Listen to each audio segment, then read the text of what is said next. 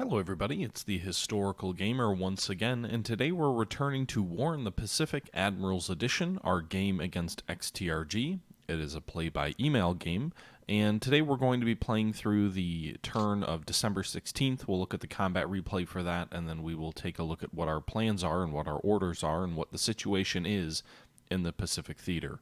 With that being said, let's go ahead and get started here. Okay, so as you may recall, last turn XTRG did land some troops in Mersing to reinforce his position there, and unfortunately our troops attacked none the wiser and were really badly mauled. So we'll see if he tries to counterattack at Mersing and see if he can take that city. The good thing is the city of Mersing, despite being very close to Singapore, has 0 airbase right now, so there's no airfield capabilities for him to be able to bring in fighters and bombers really close in to the front. And as you can see here, this task force is, I'm surprised it's lingering. We've got a light cruiser here, the Isuzu, firing its weapons against our defenders at Mersing. But he attacked last turn there under cloud cover, came in under cloud cover, and we weren't able to bomb him. But by the looks of it, at least right now in the morning, it doesn't appear to be overcast. I don't have a weather icon here. So he's bombarding, but I don't think a light cruiser is going to do much against our forces. And, he's going to be exposing himself to air attack, I think. So if he lingers, anyway. We've got a bunch of torpedo bombers at Singapore. It's also clear there, so there's no reason they shouldn't be able to take off and go after these guys. And it doesn't, you can see here we've got a bunch of destroyers. We'll kind of fast forward through this. All right, so you can see here he has 3 light cruisers here on this task force. He did do some damage, actually inflicted 3 casualties against us, but he's got 3 light cruisers, the Isuzu, the Jintu, and the Sendai, and he's got 4 destroyers all in the Mersing area. Let's see here. We're still in the night phase. Naval movement. So there's some combining of task forces. We sent some minesweepers out to sweep enemy mines near Bataan, because it looked like he might have used some submarines to lay some mines here. There's a little red icon there. So we are laying some we are sweeping some mines at Bataan, because I'm going to launch a few suicidal transports in to see if we can maybe bump up the supply level in the Bataan, the Bataan perimeter. Meanwhile, he's got a submarine here south of Australia that continues to do some damage. It sank a ship last turn. It looks like it's sinking another ship this turn. Looks like there was some, bombardment or task force stuff going on there near the Philippines. And this is interesting. It looks like there is a naval task force that is engaging here. All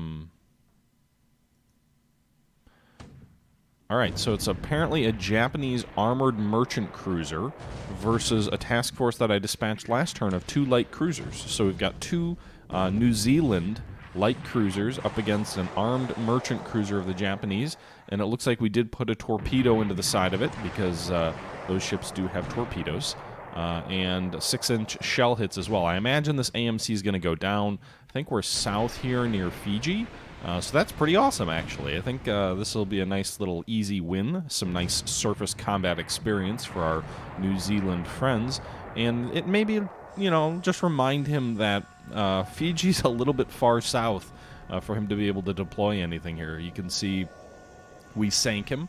8 6-inch shells and 2 torpedoes was all we needed to send that armed merchant cruiser down. Quite a large ship in terms of tonnage, I believe. The AMCs tend to be like 8,000, 10,000 ton ships. So from a shipping perspective, I think that's a pretty good success here. You can see some task forces are merging. We had sent some warships out from Pearl Harbor to meet up with some convoys that were on the way. And let's go ahead and fast forward a little bit. Task force is checking fuel, naval reaction phase, loading, unloading. Surface combat near Mersing started and went away. I don't know what just happened. Meanwhile, more Japanese submarines. Looks like they hit a Dutch transport here on its way to, I think that one's on its way to Palembang to try and take some oil out of there. But 1 torpedo hit from the I-156 And it looks like that Dutch transport sank. So another Japanese submarine is attacking here. Japanese submarines are thick and fierce here. I-156 in particular must have a very aggressive skipper to be able to have all this success here. 2 more torpedoes into, I think that might have been a little bit overkill. 8 shell hits 2 torpedoes into a light transport, but that'll be another one that goes down there. And I-166 is firing torpedoes at a mine layer. Well, I feel confident in saying you're wasting your fish on a mine layer. You can hit it all you care. I'm just glad you're wasting the ammunition. Okay, so that was a anti-submarine task force, actually, in the mine layer force that the Japanese were firing torpedoes at.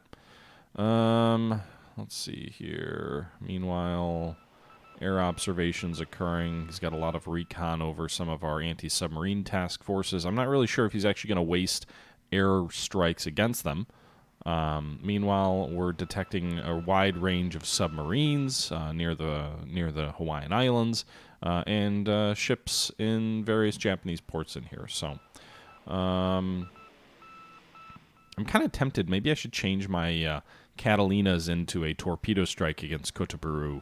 I'm guessing now that he's got aircraft there, they'll probably get shot down. I'd rather not lose a Catalina, but we did knock out an enemy transport a couple turns ago via that. Yes, and it worked. All right, so we've got our Flying Tigers here in northern China.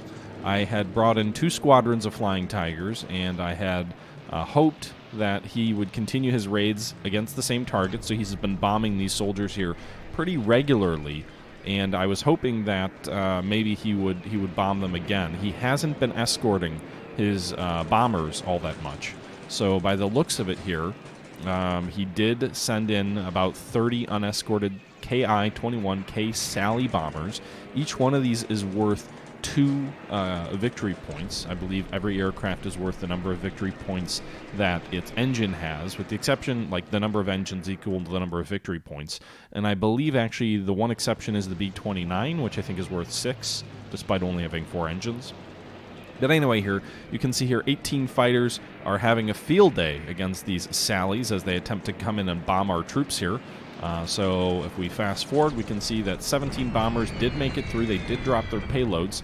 We did lose about 34 casualties, but we shot down 4 enemy bombers and damaged 7 more without loss. The key in the Japanese air war is to make sure you kill as many crews as possible. That is the key to winning. If you want to win the war in the Pacific, the air war in the Pacific as the Allies, you need to bleed Japanese pilots dry. Japan has a very poor training program. It has a very limited pilot pool. So if you are able to inflict pretty heavy casualties on them, it will make life a living hell, much as the real war was for the Japanese air forces and naval air forces. Japan tends to use China as a training ground where they can overcome historical limitations. Basically, they'll put pilots in bombing aircraft in China or fighter aircraft in China. They'll fly in China.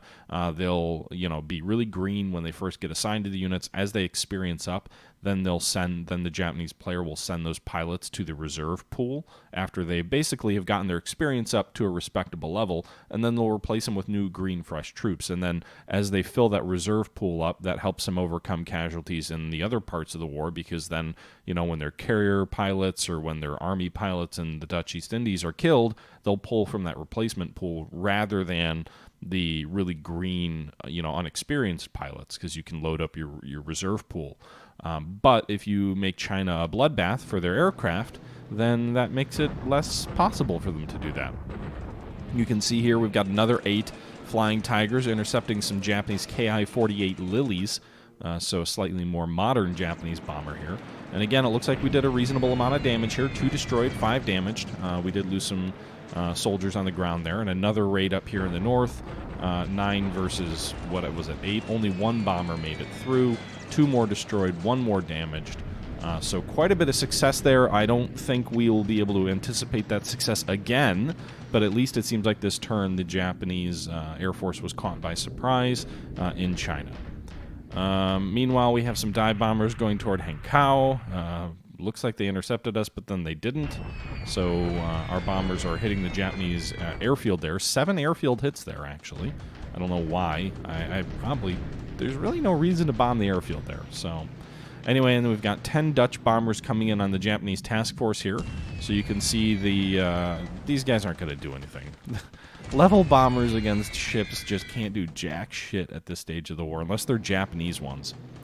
And you can see here we've got 10 torpedo bombers coming in against these Japanese cruisers. They had 16 Flying Tigers, which I moved one of the 3 squadrons to Singapore, are coming in here and trying to torpedo these Japanese cruisers. We lost one Vildebeest 3 from flak, did no damage on that raid, unfortunately. And meanwhile, we've got another small raid of Blenheim 1s going after the oil refineries in Bangkok. Refinery hit 1, so again, the goal is basically to harass his oil industry and to put as much pressure on his oil industry as possible. My fighter sweep came in late. They came in against the Nates after the bombers went in. But you can see here an air battle against some Japanese Nates. 1 shot down, no losses of our own. So that's a good result for the Buffaloes. And 26 Buffaloes escorting 9 more Vildebeest. So a little bit of an uncoordinated attack. Oh, yes! We got a torpedo hit on the Jinsu. Okay, so we can see we put a torpedo, and apparently they're shifting their target to Japanese destroyers, so that must mean that she's pretty heavily damaged, because rather than press home the attack on the light cruiser, they started attacking the Fubuki and the Yomagai, and you can see here 1 torpedo hit to the Jinsu, heavy damage. So that's a good result for us there. If we can sink that light cruiser, I think it'll be the first, well, no, we did sink the Haruna. But that's, I think the Haruna's we sunk the Haruna and 1 destroyer. We haven't sunk any cruisers yet. And in my mind, the one place that Japan is really weak is in cruisers, not the quality. They have some very high quality cruisers, but they don't have a lot of them. And if you can sink them, they don't get replacements. So I think they only have 5 light cruisers that get commissioned after the war. They have a total of something like 25 light cruisers through the whole war. So if we can knock one of those out, I mean, that's just in early December, that would be a pretty big success in my mind. Meanwhile, we'll fast forward here. I think the PM air phase is starting. And I was right, by the way. Our intelligence was right. You can see here the Japanese have some GM-3M2 Nels operating out of Kotoburu. They appear to be going after our anti-submarine warfare task forces. Oh, fuck. And they put a torpedo into the side of the ISIS and sank it. So the ISIS is a very good British destroyer. I think it's of the I class. It has very good anti-submarine capabilities, but our ability to sweep the seas clear or attempt to counter Japanese submarines is going to become much more difficult in a world where we're going to be hit by enemy bombers out of Kotoburu. So we can confirm there are torpedo-armed bombers out of Kotoburu. We know that at the very least. Meanwhile, some more bombing going on in China. So we lost a destroyer. I think the enemy armed merchant cruiser was actually worth more than the destroyer. And you can see here more bombers going in on these Japanese light cruisers to no avail. These guys really like to drop their bombs and do nothing. Lots of recon going on over Malaya. Oh, what's this? Yes! We got the Jinsu again, if intelligence is to be believed. So we hit the Jinsu once with aerial torpedoes, and now the Dutch submarine KXI launches 2 torpedoes against the Japanese light cruiser. I'm assuming it was moving more slowly due to the damage from the aerial torpedo, and put another torpedo indoors. So between the air combat and the ground combat, we put 2 torpedoes into a Japanese light cruiser. If that is indeed correct, if that's not fog of war, then I'm pretty sure that's the end of that light cruiser, because light cruisers really don't stand up to punishment that much, and they certainly don't stand up to torpedo combat very well at all. 2 torpedoes into a Japanese CL is almost certainly a victory or a sinking. Alright, so we're moving on to ground combat. You can see here the Japanese are attacking deliberately at Mersing. For whatever reason, our Australian brigade has 0 combat value, according to this. The Japanese combat value is around 60 by the looks of it. They're doing a deliberate attack. So he does seem reluctant to do shock attacks. I'm sure if he did a shock attack there, he probably would have won the battle. But as is, he does a deliberate attack. He reduces the forts down to 0. He lost 82 casualties. We lost 155. So overall, if that continues next turn, then we will definitely lose the city of Mersing and the Battle of Mersing. Meanwhile, we're bombarding at Xinyang just to see what the enemy has in place. We've got quite a large force here. And it doesn't seem like he has much in place. He's got like a Japanese Army Air Force company and a road construction company. So I think next turn we will launch an attack against these guys rather than bombarding them, and we should take the city of Shenyang. Meanwhile, bombardment at Yicheng, you can see here he's got about a little over 450 combat value. He's got the 34th Infantry Division, a Japanese Infantry Division, a very strong division, and then 2 Chinese divisions that are sort of Chinese traders, if you will. Our troops, we've got a lot of units, but they were really badly bloodied in our initial attacks to break down the forts. He's rebuilt the forts to level 1, so I'm not really sure what we want to do there. I'm thinking maybe next turn I'll attack at Pao Tao, just because it seems like there's not a very strong Japanese defense there. Meanwhile, we're bombarding here. Looks like we actually may outclass his soldiers here. He's got a fraction of a division and a mixed regiment. Their assault values are relatively low, though. Japanese deliberate attack at Queeth, and they did take the city there. Our forces were pushed off the city. They lost about 85 men. We lost 1,300. 50 squads destroyed. Not a very good result. And I think that's going to do it for this combat result, so we'll check in with the turn here. I've done quite a few things already. I think my turn is pretty much already done, but I do want to share what I've done. So we'll go ahead and jump out here, and then I'll meet you guys back up on the flip side.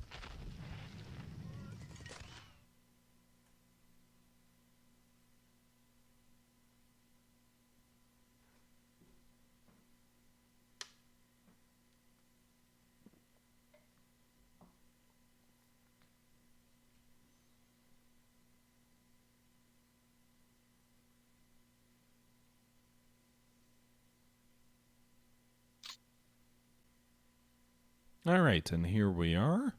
First thing I want to do, just based off the fact that his troops seem to be weak, we've got reinforcements on the way to Pao Tao. We've got a Chinese corps of 119 combat value, but it's still probably 3 or 4 days away. I kind of want to strike while the iron's hot, so I'm actually going to order my soldiers over here to launch a shock attack. The 81st Chinese Corps. We'll see if they're able to beat down that Japanese resistance. They may not be able to, but we'll see. I really do think we need to win here because right now we have no supply coming into the city of Kosui, and the reason is he's got soldiers on the road line here, and we have no real supply line. We took the city, but we have no way to supply it. So if we take Pao Tao, theoretically this small road here will allow us to provide supply into both these bases, which is pretty important. Meanwhile, we're going to do a shock attack here at Shenyang. There's only those 2 enemy units that we spotted. We've got assault values in excess of 1,100, so I just want to overwhelm them and take and crush them and take them. Hopefully they surrender because we do control these 2 X's, but it may depend on how the combat results come out because there is a large enemy force. 10 enemy units have been spotted just to the southwest of Shenyang here. So, I mean, we've got a reasonable force in the way. We've got 414 assault value. But my assumption is he's going to attack here. He's going to overwhelm our defenders. Now, depending on how the game resolves this, if this attack occurs first, he may be able to have these troops retreat to Shenyang, from Shenyang over here.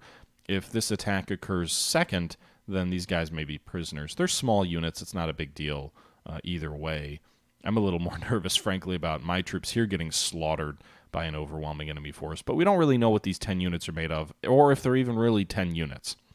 Meanwhile, the Japanese forces at Yicheng, I believe, are cut off. So we did bombard there. Our assault value here got stronger by about 6. Several of these units got a little bit more of their assault value back as some of their disorganized squads came back in. The 2 larger corps which participated in the bombardment lost a little bit of assault value just out of disorganization from the bombardment occurring. But long story short, we don't have a strong enough force here. I think we've got a strong enough force to make sure that it doesn't counterattack and drive us out, but we don't have a strong enough force to actually win at Yicheng yet. That may change soon. We've got the 59th Chinese Corps coming in, which is going to be another 377 assault value coming down, which should really help. We also have the 39th Chinese Corps, which is very small and largely disorganized, which will also be coming in. So we've got about 400 assault value, and we also have a headquarters group with some support coming down. So the issue here at Yicheng is going to be able to how are we able to supply, and so far we have barely been able to supply enough supplies into Hex to meet our needs, although our 2 largest cores aren't getting enough. That being said, we'll have 3 more units in the Hex. We'll have over 1,100 assault value. But it'll be kind of interesting. I wonder if that bombardment not going well enough, maybe him in a hurry to make sure that he doesn't get this whole pocket here destroyed. Maybe he'll, out of frustration, counterattack against our forces here. And if these troops arrive in time, it may actually give him a bloody nose in order to kind of further weaken him for a counterattack. I've got 2 cores, about 300 assault value on the road that brings supplies into Yichang. We're having a hard time supplying them, but I do believe this prevents him from receiving any supplies. I don't think he can get supplies up these rivers. I could be wrong, but I don't think he can. There's no port at Yichang. And if we look at the roadways here, the only roads into Yichang are from the southeast from Hankow, where we've got soldiers, and I just hit the road overlay, by the way, so the red indicates roads, where we've got troops on, or from the west, where we also have troops on. So we're blocking all of his supply routes, I believe, to Yichang. It would be amazing for me if we could cause an entire modern Japanese division to be destroyed here. It would be huge in terms of victory value, but those Japanese divisions are very strong, so I think we need to proceed with caution. We were already pretty rash in our attacks on Yichang, and he could certainly move reinforcements up from Hankow to try and clear out this front, or maybe even move the division east toward these guys who are blocking the roadway, and at least break out, if not, if only conceding the city of Yichang. I'm not sure. But it'll be interesting to see how this all develops, because I'm assuming we're going to take Xinyang next turn. That means we'll have both Xinyang and Changshao linked by railway. It also means there will be 2 cities along this railway that are blocking his ability to provide rail transport to Hankow and Wuchang, which, again, essentially doesn't cut them off because they've got roads here to the south, but it does limit the speed at which he can send reinforcements in.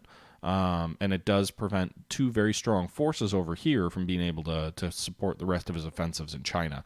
He's obviously making a play against either Luoyang or Changshao here. He's got soldiers up here, about 16,000 soldiers, 98 guns, faced off against our 98th and 90th Corps here in this region. But I'm not clear yet where he's trying to go yet. Where are these guys going, by the way? These guys are going nowhere. Let's move these guys forward here to support these corps in this area. And then can we also... These guys are going to Changshao, right? So that's going to be about 360. I'm going to move the 93rd Corps.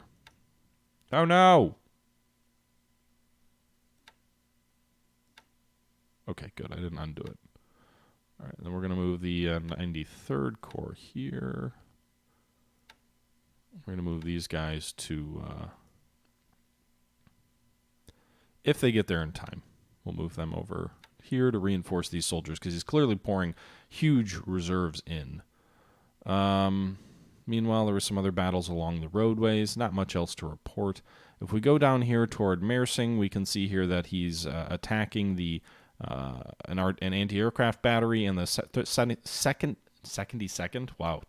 Australian Brigade. Its assault value is down to 30, so it's not in good shape. Supply is low there as well. We have some reinforcements on the way.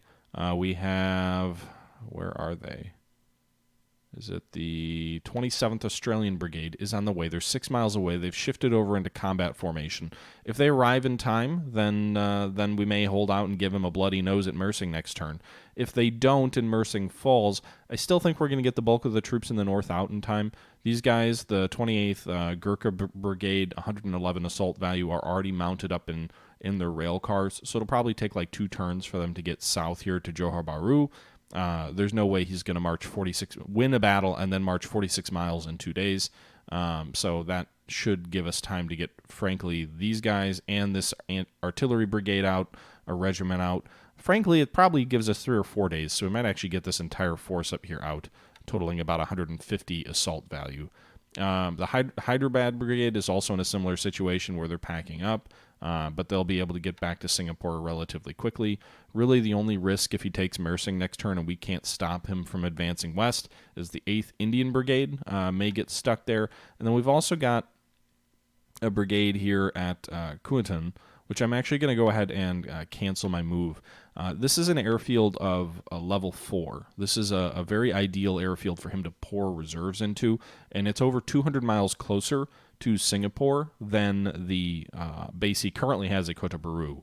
So we need to try and hold on to this base as long as possible, and I'm going to leave that brigade there, again, mainly with the intent of forcing him to either land like a regiment there, or just let me keep this base for a couple more weeks.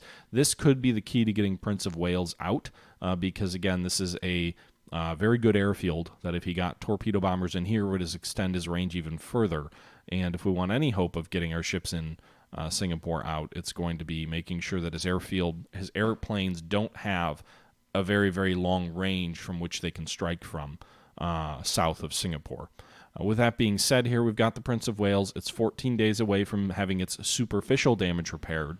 What that means is the system damage and then the flood and engine damage down to 51 and 38 respectively. The flood damage is already as low as it's going to go without putting her in the shipyard, which would take like 300 days to repair. That's not realistic. The engine damage dropped by 9. It's down to 47.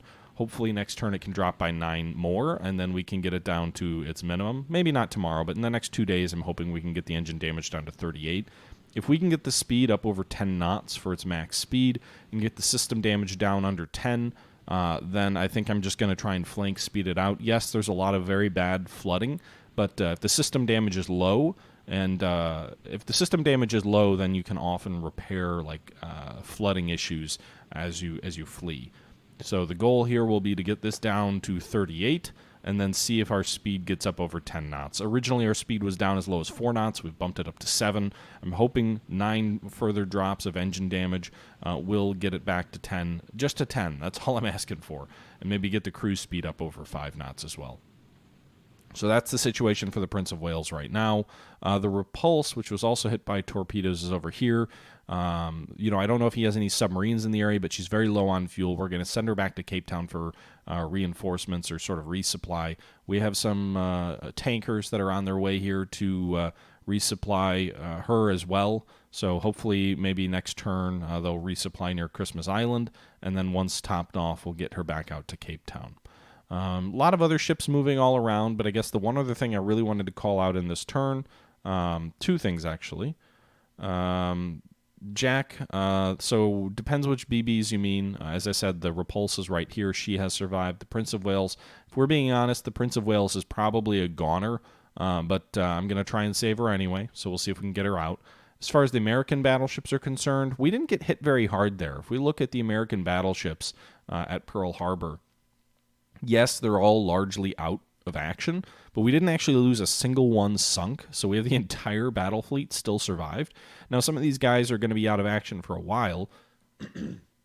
They're all repairing pretty heavily, but you can see here that we've got 2 of them are actually going to be back in action in 2 weeks. We're going to have the Nevada and the Oklahoma back ready by the first week of January, which is pretty extraordinary when you compare that most of the battleships took much longer to repair. Additionally, the Maryland in about 2 months will be almost ready. She's got 13 flood damage and 8 engine damage. The flood damage is major, so she'll have to go into a shipyard for that. But honestly, the Maryland will probably be ready in about 90 days. So if you're talking by like March of 42, we'll have these 3 battleships ready. Probably by the middle of next year, we'll have all but maybe the California and the Texas ready. Those will probably take better part of a year. But in addition to the 2 that'll be ready in 2 weeks, we also have 2 battleships over here at Seattle. We've got the Warspite and the Colorado. Neither one of these were damaged, but they just went overhauls, so they're sort of finishing those up. So if you look at it that way, by the first week of January, we'll have 4 battleships on the U.S. West Coast that we can, form into task forces or do bombardment strikes or whatever. So the battleships, they're in good shape. Nothing to worry about there. Meanwhile, we've got a replenishment task force here. 2 fuel oilers are moving west to join the 3 carriers, which are all moving south. I just had to replenish these carriers, so they're kind of sitting doing nothing. They used all their movement points, all their ops points, refueling each other here at sea. But that's fine because we've got some oilers that are going to move south and replenish these guys, and then these guys are going to head toward Palmyra. Maybe swing by Canton Island for a quick strike at whatever he has there, because he did kind of surprise us and take this island, and then they'll fall over to Fiji. I think the majority of his carriers, or at least I'm guessing his entire carrier task force, is heading toward Midway. I can't see it yet. I'm not sure where they are. I just updated my scout plane search parameters. So before we had a couple of gaps in here. Now we've got a pretty solid search pattern here. And I've got subs to the north. So I'm assuming that they may be coming from Wake Island, which is why I've got my pattern set up the way they are. But we did get an intelligence report that a regiment is on its way toward Midway. Frankly, there's probably nothing we can do to stop that, and I'm okay with letting Midway fall. It's isolated. It's not terribly important. Despite the fact that we all know the decisive battle of World War II was fought there, it was a fool's errand for Japan to go for Midway anyway. And if he's going to go for Midway, great. If it turns out his carrier task force is there, which I think it is because we saw it sailing north here a couple turns ago, great. Then I know I can move my carriers in another direction without risk. I don't know if the American battleships have refit yet. I'll have to take a look. The Oklahoma, does she even have radar? Wow, these guys don't have radar yet. Yeah, okay, so I guess these guys are going to have some upgrades available that'll add things like radar in January. So we'll probably upgrade those as that comes along. Radar is very important in this game. So yes, I do intend to upgrade those guys. Meanwhile, we're in the process of pulling as much oil and fuel and supplies out of the Dutch East Indies as possible. We've taken a lot out of Java. Nothing in Java has more than 10,000 points of fuel, so that's very good. Palembang's harder because of its location, and with the enemy Betty bombers here, or Nell bombers here, I don't think there's any real feasible way for me to pull much more out. I do have one light task force here, and I think this is where they knocked out the what do you call it? The transport with their sub here. I don't know what the max range of his bombers are. I'm hoping it's not as far south as Palembang, but if it is, we could be in some trouble. There's a lot of fuel here, 140,000 fuel, 35,000 oil that we really would like to get out of there, but we just have no real feasible way of doing it. Java's the easy one to strip. Java and, at least for now, Balkapin, although there's not as much there. So that's the current situation over there. Meanwhile, from a Singapore perspective, that's kind of where I wanted to focus. You can see there's a lot of search patterns there. But we have a large fighter force at Singapore. We have about 48 Buffaloes, which are shitty-ass fighters that can't do jack shit. And then we also brought one squadron of the Flying Tigers, which fly the H-81A3, which is really just a variant of the P-40 Warhawk. I think the game has a separate model for them just because of the challenges of resupplying those aircraft in China. If you have it pulled from a different pool, then it's easier to control that without influencing the rest of the war. It is what it is. It's not a perfect representation. But as far as this is concerned here, we have 48 obsolete fighters ready for combat with a couple in reserve and being repaired. And then we have 26 modern-ish. I mean, they're still not as good as the Zero, but, you know, the P-40 is much better than the Buffalo. So we've got about 26 P-40s, if we're including these guys as P-40s. And we've got about 48 Buffaloes. It gives us about 74 fighter aircraft in Singapore ready for a fight. He hasn't shown any indication that he's going to attack us yet. He hasn't actually bombed Singapore yet, which I'm really surprised about. He should have been pounding that into oblivion already. But since he's not, I'm leaving my escorts on a light patrol of 30 because when he does shift over and start making that max effort, I want to be able to ramp up our air crews to being 100% so we can get 70 fighters to greet one of his bombing raids. And my hunch, if I was him, and I think what he will probably do, because this is what worked for him in the Philippines. If you remember, we had a lot of success against his bombers in the Philippines, and then he sent a massive sweep of Zeros over. So my assumption is what he's going to do is once he decides, hey, I'm ready to actually start bombing Singapore, I think he'll send a fighter sweep over Singapore first. So that's another good reason to have our cap down at 30%, because we'll only have about 20 of our 70 fighters committed to the air in any one turn, a little bit more than 20. But we'll only have about maybe 22, 23 of our fighters committed at any one time. He'll sweep over, probably win that first battle decisively, and then we'll still have 50 aircraft left. And then my hope is that he would immediately send bombers over to try and shut the airfield down with that initial tactical advantage. We'll ramp the patrol up to 100% that next turn. The air crews will still be largely, not tired because we'll had them set at 30 the turn before, and then when they do come over, maybe we can surprise and really kind of tear up his bombers. In addition to that, we've got 30 Buffaloes. It's a different model. It's the Dutch model of the Buffalo fighter. Again, obsolete, but we've got 30 of them. There's some strength in numbers that are operating here, just north of Palembang at Djambi, within long-range cap range of Singapore. So again, once we get that indication that the air battle's beginning, then we're going to go ahead and ramp these guys up to 100% long-range cap, so we could actually have 104 fighters over Singapore within a turn of the battle beginning. And then we've got 3 more that are repairing down here at Merrick, and we've got 23 additional fighters in the Hawk and the Demons, which I'm in the process of transferring north to Palembang, and then we'll shuttle them up to Djambi. So we could actually have as many as 130 fighter aircraft, trying to... Well, actually, what is it? This is 23 down here. If we assume those 3 get repaired in time, we've got basically 27 there.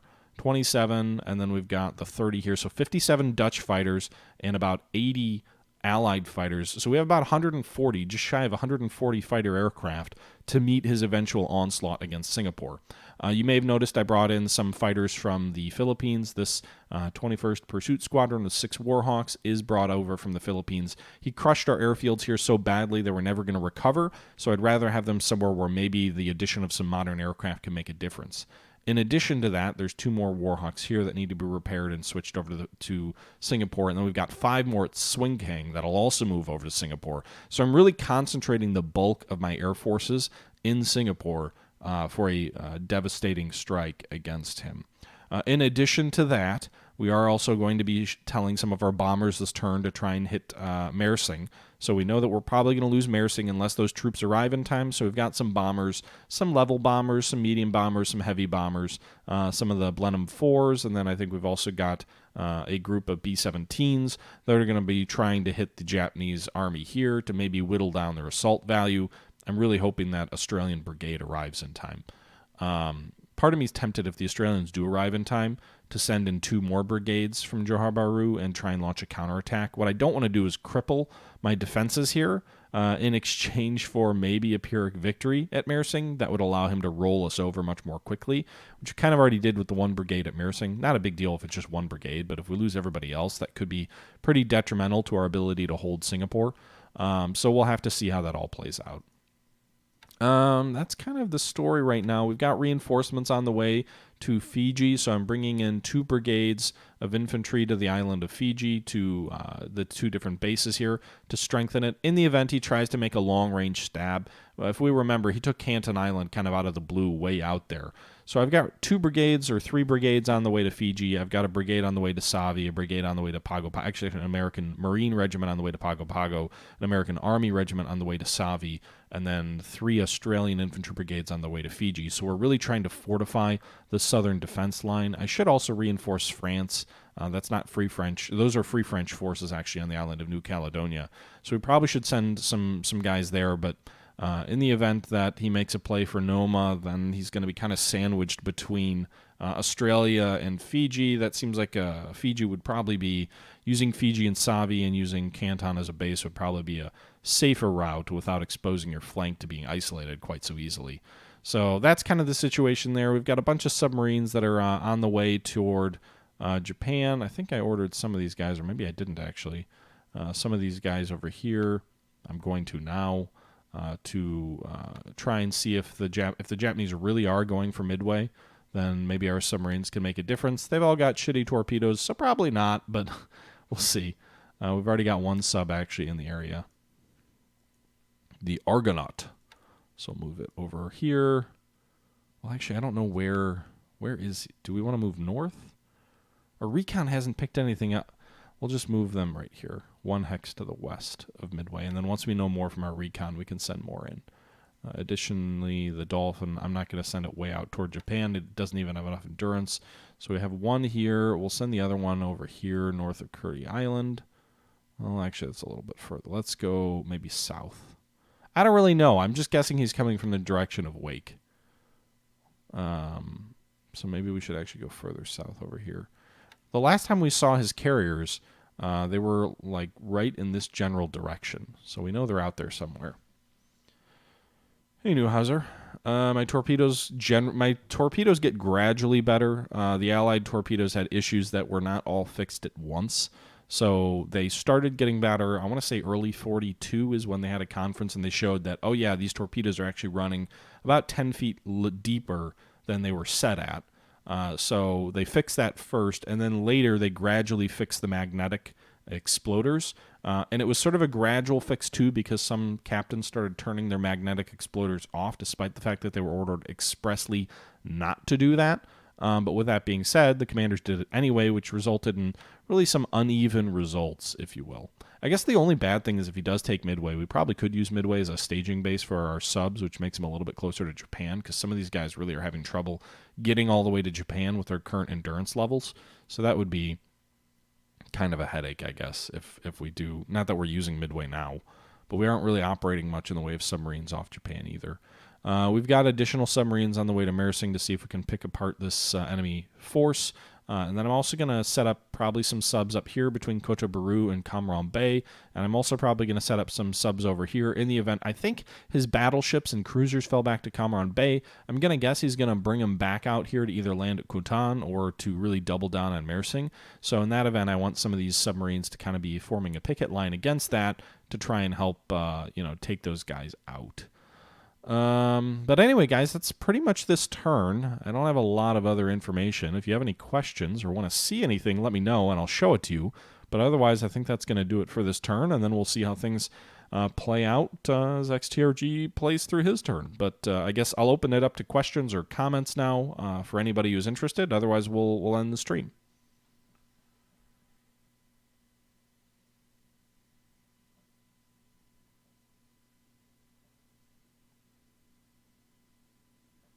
Newhauser, I know you're there. Is there something you would like to see in particular?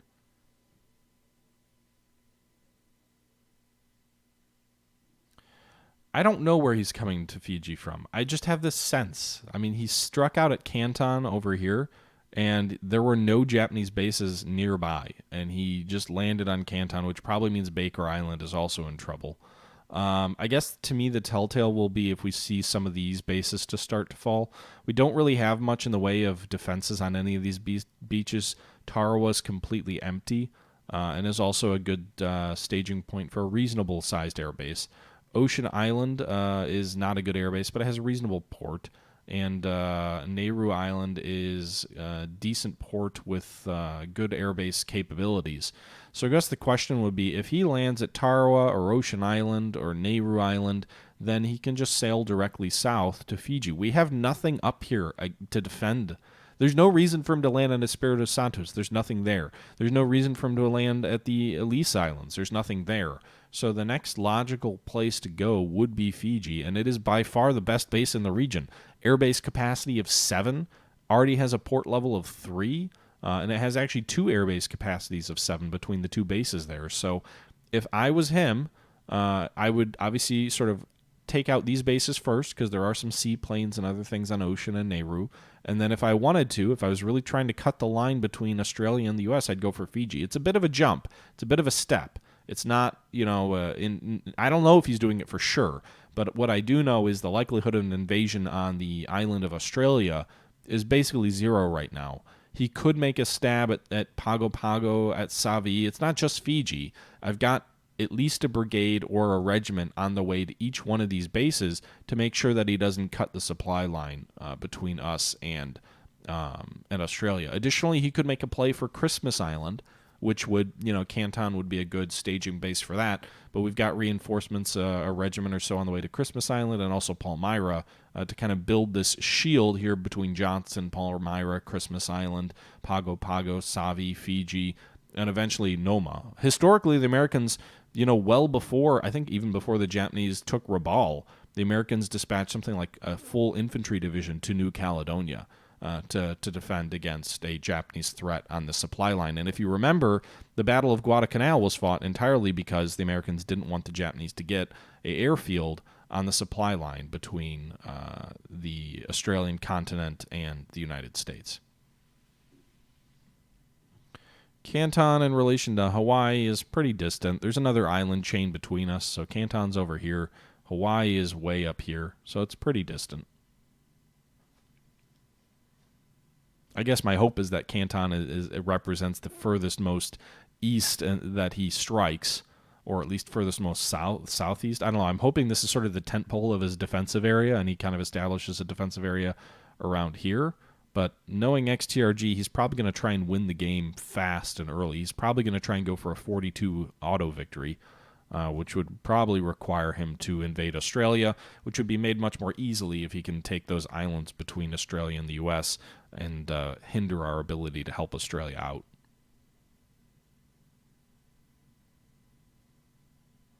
Canton, I don't know what's on Canton. I don't actually have any recon over Canton Island at all right now.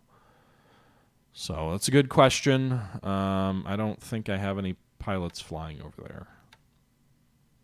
I don't even know if they can. I guess we could try and recon. These guys are currently flying north. No, they can't. We can't recon Canton from here. We don't have any. We don't have the legs. I deploy the B-17 here, but the B-17 takes airfield level 4, which I don't think we have at any of these bases yet. But the B-17 does have longer range. It could probably peek in at Canton. But that's another big reason that Fiji is a good island to have, is if we have Fiji and we have New Caledonia and potentially Espiritu Santos, these bases make really good staging points for B-17s to scout out what's going out here and figure out, you know, where all the shipping is going and where all the troops are located and what he has where. Canton Airfield. What is it? I don't think I know what it is. I don't think I have intelligence on that. Oh, I do have intelligence on that. Probably because I owned it. Level 2 when we left it. Also, it's got a 0 in parentheses, which means the natural airbase size for it is 0. Probably because it's an atoll. So the likelihood of him being able to build it up much larger is very small. But the flip side of that is that his bombers only require a level 2 airfield to fly out of. The GM3 and GM4 don't require big, long runways in the way that the B-17 does.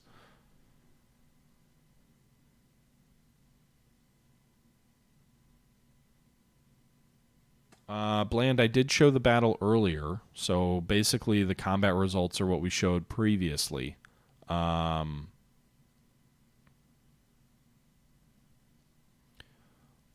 do this.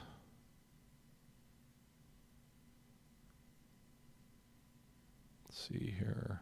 Yeah, I guess that's one surprising thing is some of these islands actually had really long, good air bases at the start of the war. They didn't have all the support facilities in place for large air wings, which could be the argument why its level is lower. But to me, there should be really a difference between air support and air runway ability, because a lot of those bases like Palmyra and I believe Canton as well, I think Canton had like a 4,000-foot runway at the outbreak of hostilities. So the B-17 should have airfields it can operate out of with proper support.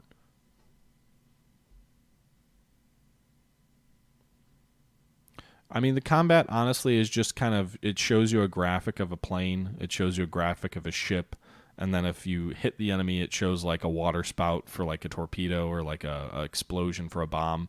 But it's really kind of a static image, and then it just kind of tells you what's happening, like in writing.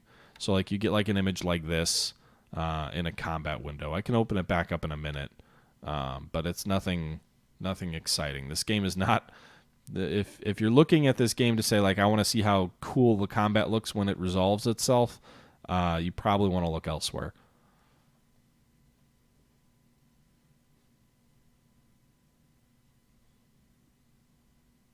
And I guess let's see here. If you look, not to link to one of my own videos here, but I'm going to. If you look at maybe like the, oh God. Oh, cool. Sam Adams beer commercial. If you look at like the 1 minute mark or 1 minute 50-second mark on this video I'm going to link here, you can see what the combat results look like. Yeah, the battle really... War in the Pacific, the best way to describe this game is War in the Pacific is a game about logistics. It's about setting up your supply chain. It's about getting enough supplies there. It's about moving the units in. It's not really about the battle as much. Naval battles are certainly, but there's a piece to that as well. You need to make sure the right logistical support is there and all of that. And yeah, I mean, I would argue this is a game about, fundamentally, this is a game about how vast the Pacific Ocean was and how challenging it was to conduct large-scale military operations across this massive map of the Pacific Ocean. And I think Spruance, actually, the American Admiral Spruance, had a good quote that was basically talking about how the Pacific War, the tactical results of the Pacific War were sort of inconsequential to the actual result. That the result of almost all the battles, the result was already determined when the forces met. Because logistics was fundamentally critical, and that if things had gone differently tactically, I think he was actually talking about the Battle of the Philippine Sea, but he was basically like, it didn't even matter. Like, if things had gone much worse and the ships had been sunk, the war would not have changed. Sinking and that's may have been a justification for why he was less aggressive in pursuing the Japanese carriers at the Battle of the Philippine Sea. But essentially, the key was protecting the ground forces and the land forces and making sure they were able to take the island and move the map forward. The vessels themselves didn't really matter because the war was not about grand tactical maneuvers. It was about logistics. Anyway, guys, I think that's going to do it for tonight's somewhat short stream, but it's been a while since I've streamed. Also been a while since I've shown people this outside of, like, I've been chopping these videos up and putting them on YouTube, but I haven't actually been showing, giving you the option to ask questions and click through things and show units beyond what I show you in my own descriptions. So I did want to go ahead and do that. I hope you guys enjoyed, and hope you guys all had a great weekend and a good start to your new week. Until then, until next time, this is the Historical Gamer saying thank you for watching, and I'm out.